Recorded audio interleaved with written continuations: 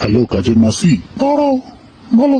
ও কাজের মাসি, আমি তোমায় ভালোবাসি, চলো আজকের সাথে আসি। আগে কাজ ছেড়ে নি বাসি। আরে পরে সারবি কাজ, আগে তুই সাজ, দেখি তোর খাজ। বৌদি বলছে তুই আগে বাসন হলো মাছ। বৌদি তোমার ভালো, নিচের পাটি কালো, এসব বাহানা সাইডে রেখে আমার সাথে চলো। নিয়ে গিয়ে তুমি আমাকে কি করবে বলো? আরে আগে তো চলো। না, নিয়ে গিয়ে তুমি বলবে এবার কলো, এক দুবার করতে করতে হয়ে গেল ষোলো। এবারে কিন্তু রেগে গিয়ে রেখে দেবো ফোন, কল করতে থেকে যাবে তুমি সারাক্ষণ।